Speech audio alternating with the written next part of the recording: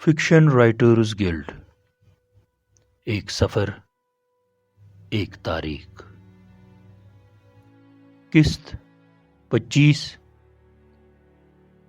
تحریر محمد سلیم سالک، آواز ناصر ضمیر، تکنیکی معاونین زبیر قریشی، میم دانش، اہتمام کشمیر ٹریجر۔ نشست کے مہمان خصوصی نور شاہ صاحب جب بھی کوئی تقریر کرتے ہیں تو وہ پہلے اس کا ایک ڈرافٹ بنا کر ساتھ رکھتے ہیں۔ اس کا بڑا فائدہ یہ ہوتا ہے کہ مقرر اپنی بات کہنے میں غیر ضروری طوالت کا شکار نہیں ہوتا۔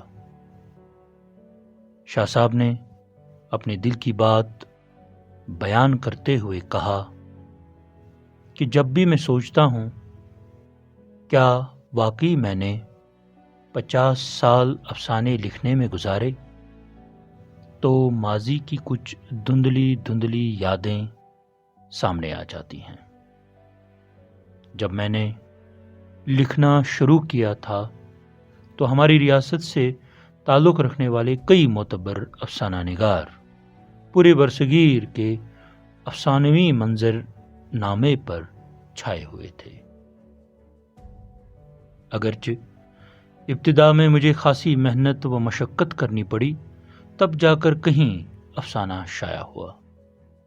اس زمانے میں ریاست میں کہنہ مشق افسانہ نگاروں کی ایک بڑی تعداد موجود تھی اور جن کے سامنے لکھنا ایک بڑا کارنامہ تصور کیا جاتا تھا، لیکن میں نے اور میرے ساتھی افسانہ نگاروں نے ہمت نہیں ہاری، بلکہ مطالعہ و مشاہدہ کی ریاضت، علم و عمل کی جستجو، پیش رووں کی حوصلہ افزائی اور خود کچھ کرنے کا جنون، ان سب مرحلوں نے مل جل کر ہمارے راستے کو ہموار بنایا، یا یوں کہیے کہ ہمیں افسانہ نگار بنایا۔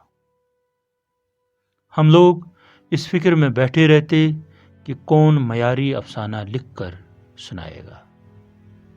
ادبی محفلوں میں ان افسانوں پر بحث و تمہیس ہوتی، افسانوں کے خد و خال ابارے جاتے، نئے نئے نکتے سامنے آتے جن کو شاید کتابوں میں پڑھ کر بھی نہیں سمجھا جا سکتا تھا۔ ان چیزوں سے ہماری صلاحیتوں کو جلا ملی اور ہم نئے نئے افسانے لکھنے کی جانب راغب ہوتے گئے۔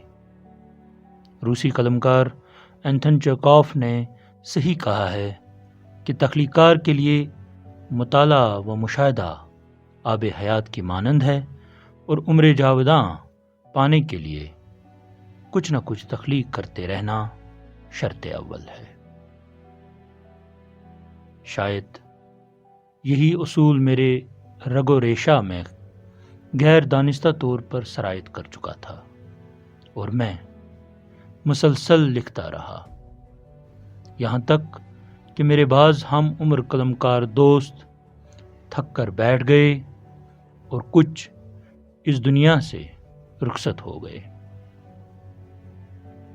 ان کی جگہ نئے تازہ لکھنے والے سامنے آ گئے اور اس طرح افسانوی منظرنامہ خالی نہ رہا۔